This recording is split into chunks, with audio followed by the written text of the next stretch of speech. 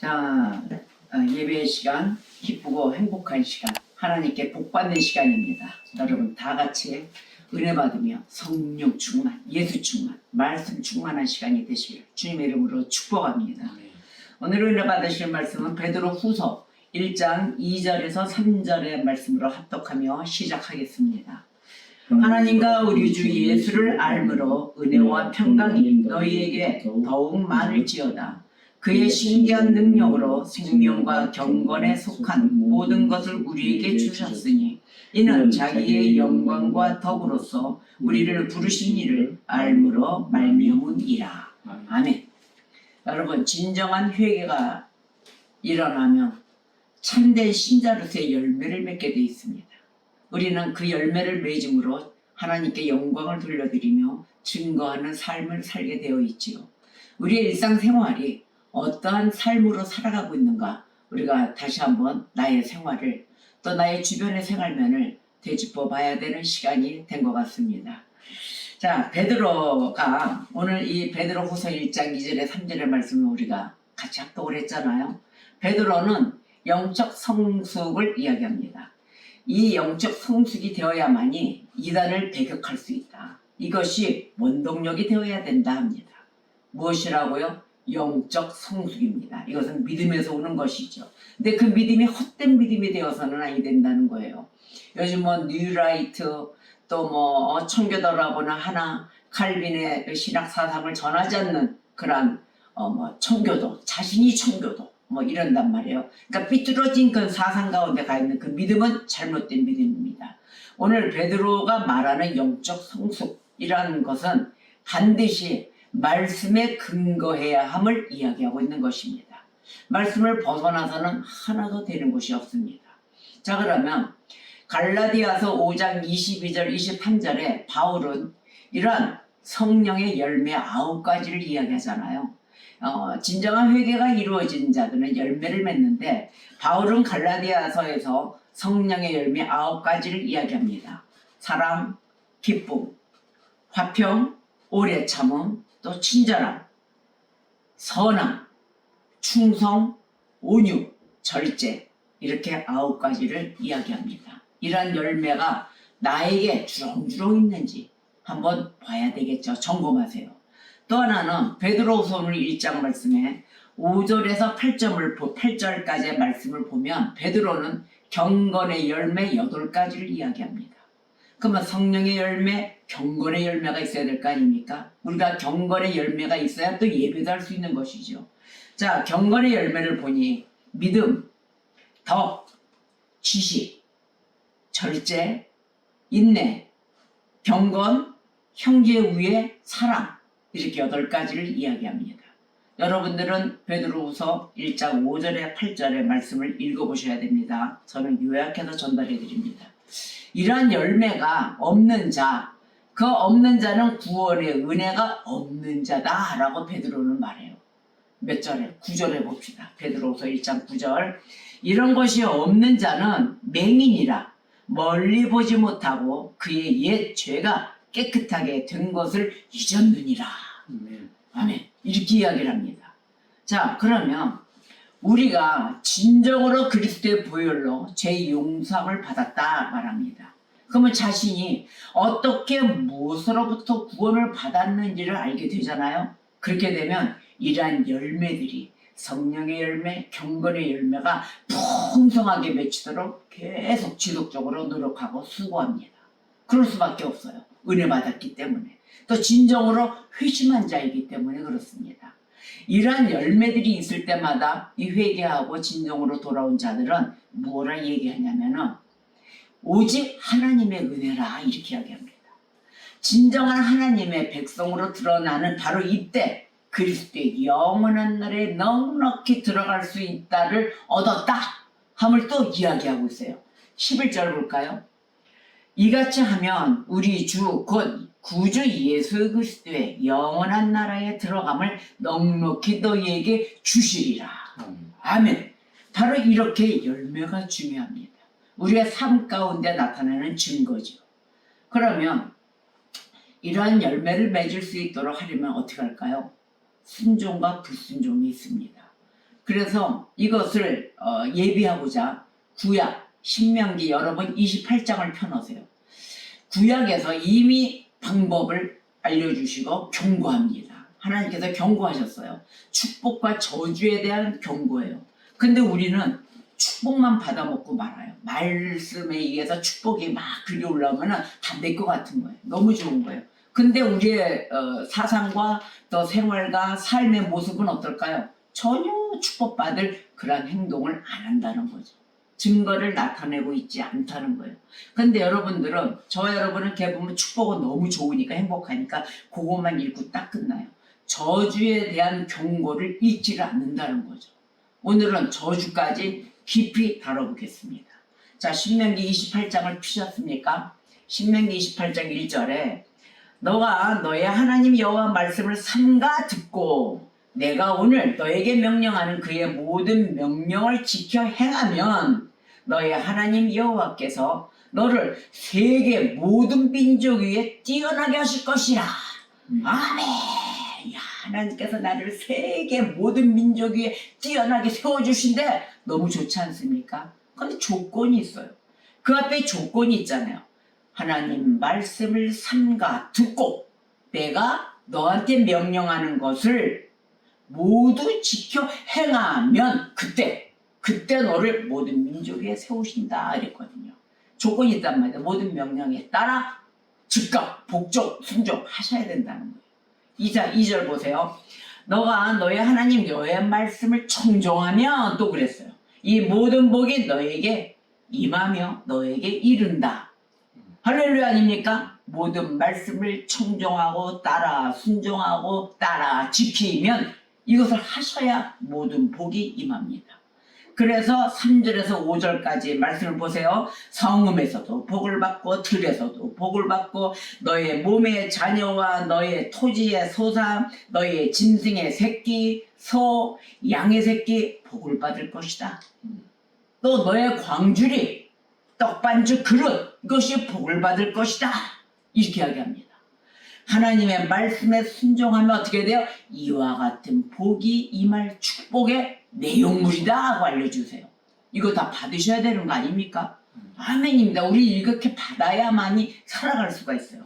그래서 6절에 너가 들어와도 복을 받고 나가도 복을 받을 것이니라. 아멘. 이런 복으로 우리는 모든 걸 살아가야 돼요. 가정의 복, 사회의 복, 외교의 복, 나라에 대한 복 계속 나옵니다. 자, 이 28장은 68절까지 있어요. 1절부터. 오늘은 2절을 다 할 겁니다. 자, 삶의 모든 영역에 하나님의 축복 보십시오. 세심하게 임합니다. 하나님의 축복이 그냥 걸러걸러 뭉퉁뭉퉁이 없어요. 그래서 축복이 다 내 것 같아요. 이렇게 세밀하게 그러니까 막 행복해요. 근데 몸은 어디가 있어요? 내 자신에가 있다는 거예요. 내 아직. 말씀만 그냥 좋아요. 쩍쩍 입안에 혀만 달콤하고 온 몸과 생활에 적용이 안 되고 있다는 거예요. 성읍생활 있죠. 우리가 또 전원생활이 있죠. 생육과 번식을 또 해야 되죠. 가정의 복 아니겠습니까? 또 우리 가족의 필수품 필요하잖아요. 필요한 물품들이 있어야 되겠죠.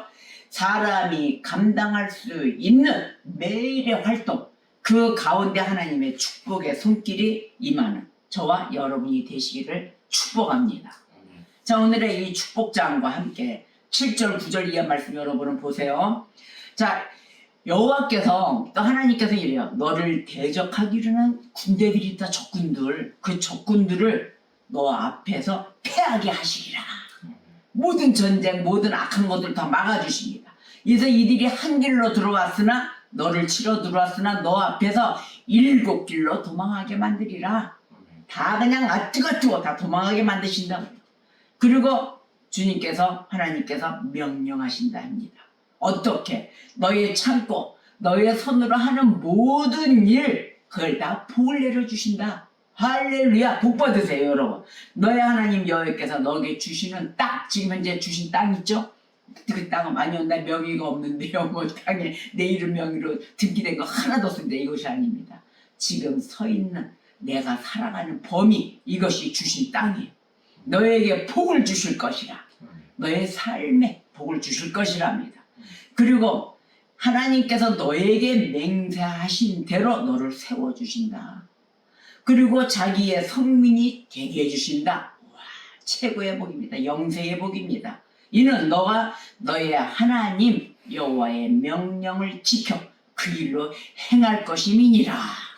아멘. 순종의 복이에요. 12절 13절 아래로 계속 내려왔더니 하나님께서 너를 위하여 하늘의 아름다운 보고를 여셨다 합니다. 왜? 너의 땅에 때를 따라 비도 내려주신다. 적절하게 또 너의 손으로 하는 모든 일 복 주신다 했잖아요. 그래서 너가 많은 민족에게 꾸어주는 사람. 그럴지라도 너는 꾸지 아니할 것이다. 할렐루야. 아멘입니다. 저는 너무 힘들 때 이런 믿음이 없을 때 이 말씀을 꽉 잡았어요. 하나님 꾸지 않는 백성 되게 해주세요.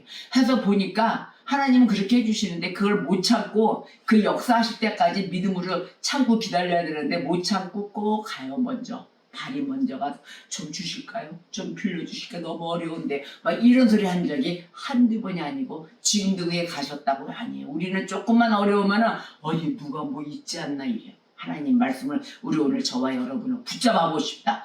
절대적으로 너는 꾸지 아니할 것이다. 내가 꾸어줄지언정. 그리고 여호와께서는 너를 머리가 되게 하신다 합니다. 꼬리가 되지 않게 하신다. 할렐루야. 그리고 위에만 있고 아래에도 있지 않게 하리라. 오직 너는 내가 오늘 너에게 명령하는 너의 하나님 여호와의 명령을 듣고 지켜 행하라. 아멘. 듣고 지켜 행해야 됩니다. 바로 외교정책, 모든 국내 일들, 자 사회의 생활에 임할 하나님의 모든 축복 전체를 다 주관하고 계십니다. 그래서 28장 14절에 이렇게 말씀하세요. 내가 오늘 너희에게 명령하는 그 말씀을 떠나 좌로나 우로나 치우치지 말라 이렇게 이야기하는 거예요. 말씀을 떠나서 좌로나 우로나 치우치지 말고 다른 신을 따라 섬기지 아니하면 이와 같은 복을 받으리라. 아멘. 우상 숭배 절대 안 됩니다. 자, 여기까지 복이 이루어졌어요. 축복이 너무 좋지 않습니까? 이 많은 축복 가운데 살아가는 주인공 되십시오. 하나님이 함께 지켜주고 계십니다. 할렐루야. 그런데 이제 여기서부터 15절 이하부터 68절까지 으시시합니다. 여기에서 이 경고장을 우리는 세밀히 봐야 돼요. 저주의 장은. 자, 반대로 불순종하면 받게 되는 것 바로 저주뿐이다. 축복이란 축은 아무것도 없어요. 복의 비읍자도 아무것도 없습니다. 그래서 19절에 이렇게 합니다. 너가 들어와도 저주를 받고 나가도 저주를 받으리라. 근데 아까 6절에는 뭐예요? 들어가도 나가도 복을 받는다 그랬잖아요. 이번 19절에는 들어가도 나가도 저주뿐이라. 저주를 받으리라 이야기합니다. 그래서 15절에서 19절까지는 일반적인 저주를 이야기하는데 성과, 들, 자녀와 농작물, 가축 등 모든 소산물 이것들이 다 저주다. 저주만 받을 것이다. 소산물에 저주가 내려지면 어떻게 돼? 아무것도 우리는 입에 풀칠도 할 수가 없다는 것입니다. 어디에 가서 설 수도 없습니다. 그리고 20절에서 22절을 보십시오 여러분. 20절 22절에는 질병과 재앙을 이야기합니다. 대병, 열병, 염증, 학질, 흉년, 재앙 등이 계속되고 있습니다. 하늘은 녹같이 땅은 철같이 되어 수확을 할래야 할 수가 없고 또 적은 비가 오히려 모래처럼 쏟아질 것이다. 이는 어마어마한 재앙입니다. 이러한 재앙을 이야기합니다. 불순종할 시에 이렇게 될 것이다. 이거 받으면 안 되겠죠? 그리고 23절에서 26절 말씀을 보십시오. 그 말씀에는 전쟁과 이루어질 때 패배를 이야기하는데 대적에게 패할 것이다. 그리고 너희들은 여러 나라로 유배되며 흩어질 것이다 라고 얘기합니다. 그래서 시체가 공중의 새와 들짐승의 먹이가 될 것이다. 길바닥에 널브러져 있다는 거죠. 어느 누구도 봐줄 수가 없는 상태가 된 것입니다. 자, 27절, 29절의 말씀을 보겠어요. 정신적, 육체적 고통을 이야기해요. 애굽의 종기, 치질, 괴혈병, 피부병이 재발할 것이다 라고 이야기합니다. 또 눈이 어두워져 대낮에도 더듬고 다니게 된다. 이러한 고통이 따르게 된다는 것입니다. 30절에서 34절의 말씀에는 가정과 공동체의 붕괴를 이야기해요. 여기서는 가장 험한 가정을 이루지 못하게 되는 나의 약혼한 여자가 있잖아요. 그 여자는 결혼하지 못하게 된다는 거예요. 결국은 다른 사람이 차지하게 될 것이다. 아, 으시샤저 내가 사랑하는 여인 뺏기고, 자, 집을 지어도 살지 못하고, 포도원에서 수확을 하지도 못하고, 또 자녀가 다른 민족에게 끌려가도 아무도 도와주지 않을 것이다. 비참한 광경이 일어납니다. 그러자 뭐가 와요? 또 경제적인 파탄이 오는 것입니다. 38절에서 44절을 보십시오. 씨를 뿌려도 수확이 없고 기근과 벌레 농작물이 다 망할 것이다를 이야기하고 있어요. 이래서 극심한 고통과 굴욕이 이루어지잖아요. 45절에서 57절까지 모든 저주가 계속 따라다니며 멸망시키는 것을 경고합니다. 굶주림으로 인해서 이건 완전 차이 나죠. 부모가 자식을 잡아먹는 끔찍한 상황까지 이야기합니다. 극심한 표현과 전쟁으로 인해 인간성이 상실되어 있는 모습입니다. 그것도 이야기하죠. 그래서 58절에서 68절 마지막까지 포로 생활과 유배된 상태를 이야기하는데 율법을 지키지 않으면 참 중요한 것입니다. 또한 위험 있는 여호와의 이름을 두려워하지 않으면 이러한 재앙과 온갖 질병이 더해질 것이다. 말을 안 들으면 안 들을수록, 불순종하면 불순종할수록 더해질 것이다. 백성이 줄어들고 결국 타국으로 끌려가게 되는 상황이 이루어지는 것을 경고합니다. 또한 배로 다시 애굽으로 배를 타고 애굽으로 다시 돌아가서 종으로 팔리고 또 사는 자도 없어질 것이다. 이러한 재앙 가운데 우리는 다시 죄 가운데 포로 생활로 돌아갈 것을 이야기합니다. 여러분 유배 생활 하고 싶으십니까? 하나님이 정해주신 그런 나라에 우리는 살아야 되는 것입니다. 이런 무서운 경고가 15절에서 신명기 28장 15절에서 68절까지 이어집니다. 많이 길죠? 근데 이걸 다 읽으셔야 돼요. 저는 요약해서 이야기를 해드렸지만 경고를 받아들이는 자가 복된 자이기 때문입니다. 이것을 무서워하셔야 됩니다. 그래서 하나님의 언약 백성은 순종의 책임이 있습니다. 그 복 받는 길을 안 가요. 순종을 안 해요.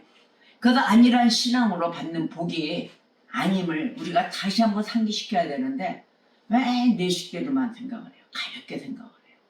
모든 사람이 또 사회를 이끄는 각 분야에 있는 사람도 그렇고 또 가정에서 장이 되는 사람도 그렇고 윗물이 맑아야 아랫물이 맑다 그랬어요.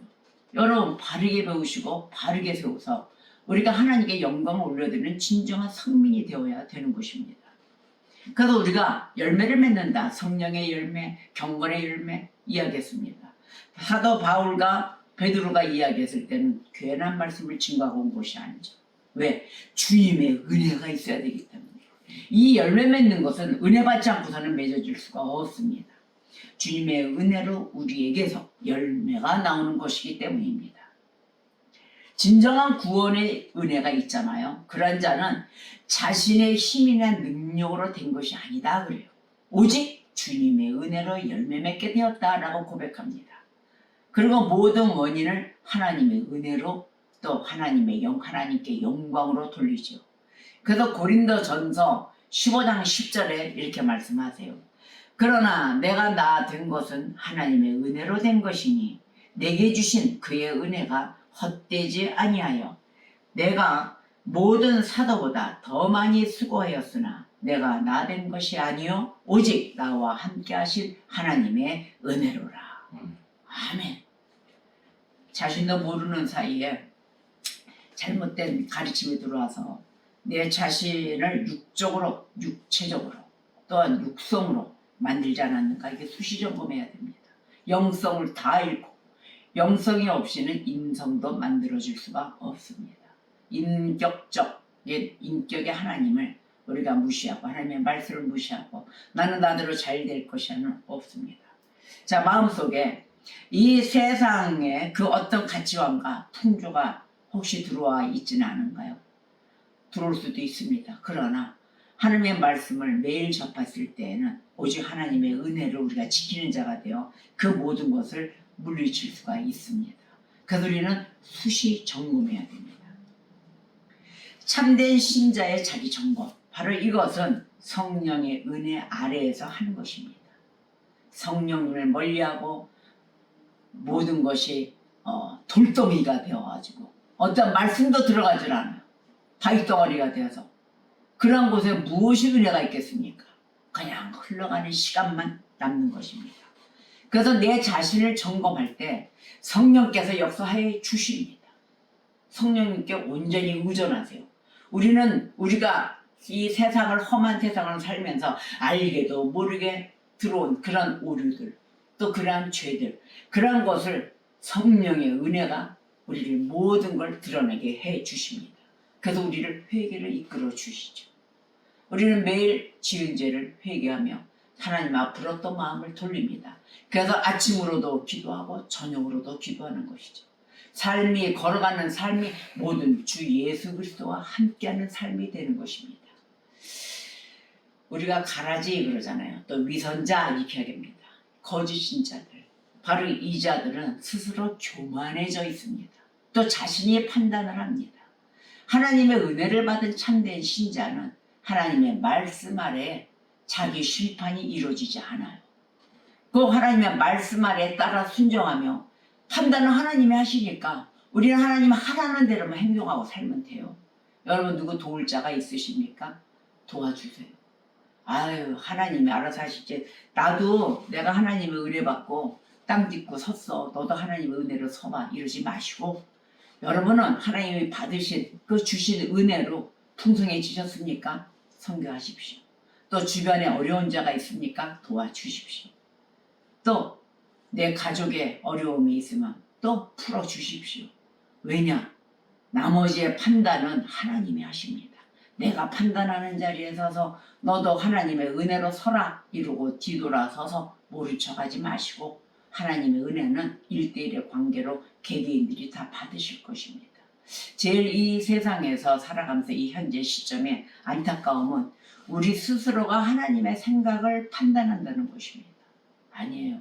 우리는 하나님께 은혜를 받았으면 그 말씀대로 사랑 나누며 절제하며 온유하며 우리가 사랑의 모든 것이 용서가 된다고 하지 않았습니까? 하나님께서 용서해 주실 것입니다.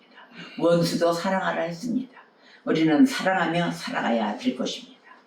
그래서 내가 진정한 은혜 아래에 있는지 그 여부, 가타 여부를 발견해야 될 것입니다.